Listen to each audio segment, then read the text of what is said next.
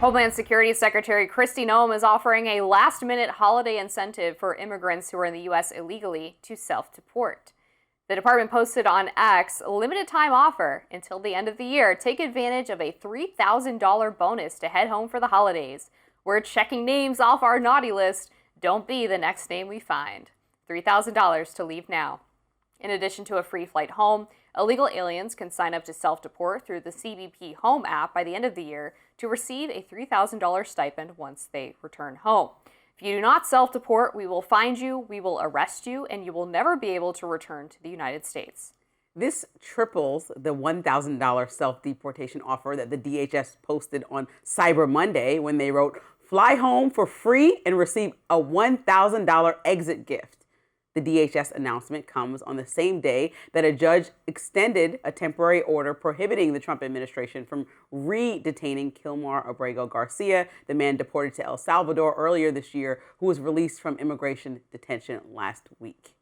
$3,000. It's a Christmas bonus. So I think, you know what?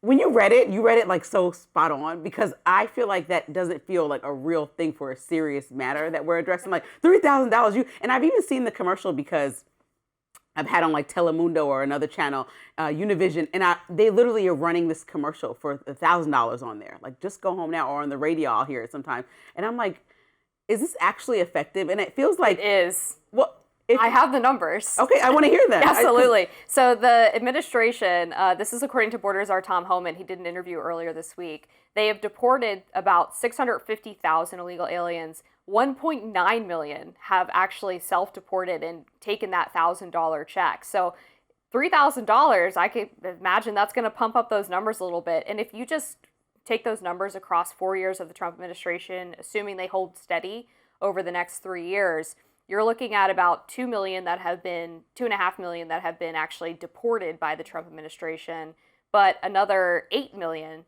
that will self-deport. And so that's 10 million out of the roughly 20 million illegal aliens that are estimated to be in the United States, which is no joke, right? 50% success rate in removing illegals would be a huge win for the admin. In some part of me, I feel like this prioritizes speed over accountability, getting people to hurry up and accept this money. It also might incentivize in some ways people to come here because they know that they'll get that, either that goes back to the regular old 1,000 or holiday season time, it triples in 3,000. So I don't know that it's the right long-term strategy for a long-term solution. Also, there's people here that are in the middle of things like backlogs or here for labor demands that are going to leave then because they want quick money, but then it's also affecting our economy, which is relying on some of this labor. And yes, maybe ideologically you feel that this is a problem. There are two sides of, like, even within, I think, the Republican Party, there are two sides of the party. One of them feels like migrants that are committing criminal acts, and I think that's like Republican and Democrats want them to go, and then other feel like all migrants should go, all illegal migrants should go. And I think that a lot of people understand there are a lot of industries that are affected by migrants being here, illegal migrant labor, even President Trump's historically with his Trump Towers in New York. And so I think that we need to remember that there are businesses like Pennsylvania farmers that say they're suffering because of some of these policies. There are polls like recently from the New York Times that show a majority of people want immigration reform but don't like the way that the president is going about it. And so I think when you have some of these things and then couple that with how DHS is constantly doing something that I think is just mocking the entire situation, like aligning themselves with a celebrity to try to use their music out of context, from everybody from Celine Dion calling it abhorrent to Sabrina Carpenter saying, please don't use my music, to SZA recently. It's like they're making a joke out of something that is completely changing industries and livelihoods, and now putting this Christmas special up. It just seems like it should need more attention to detail and a rather thought out policy that understands the implications not only for our economy, but for people here and what would incentivize bad behavior versus what we're actually doing to fix this thing for the long haul. Yeah, on the labor point, I mean, I think it is important to acknowledge that there is a lower labor force participation rate among the American people than there's ever been, and it's because people are getting priced out of industries.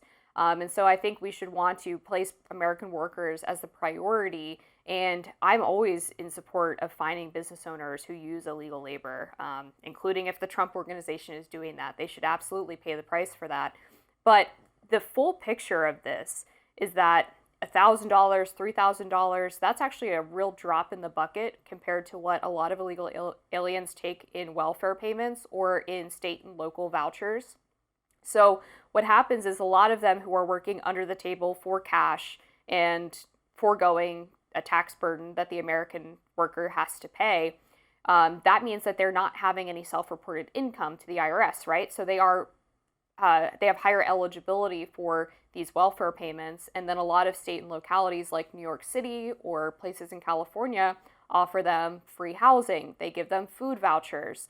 They give them cash payments to incentivize them staying in the United States. So not only do we have them pricing Americans out of the workforce, but then they're also collecting additional taxpayer money through the welfare system. And so it's a massive drain on American resources. And so if the administration can throw someone $1,000 check and a free flight home and get 2 million of them to leave in 1 year, that's going to have a really huge impact on the American worker in a positive way. And, we could talk about housing supply and demand too. We're in the middle of a housing shortage.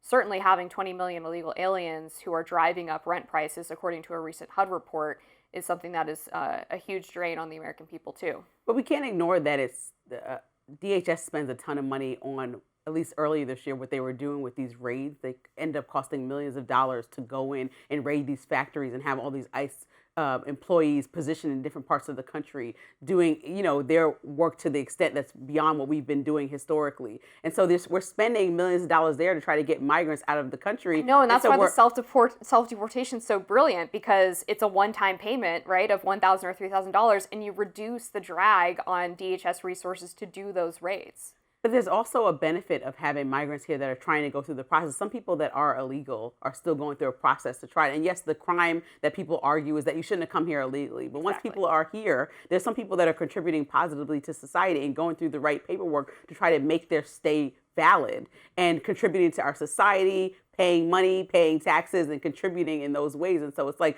do we really want to tell everybody to get out of America in that way and become the country that's very isolationist to these people that have given so much to different communities? I mean, the argument always gets painted with this broad stroke brush, like immigrants are just here terrorizing the neighborhood. And that's wholly never really been the case. And so I think when we look at the numbers in a variety of studies of how immigrants are contributing to our society, they're more positive than good. And we talk about crime. All of those studies do show, though, that they take more in taxpayer dollars than they contribute to the system.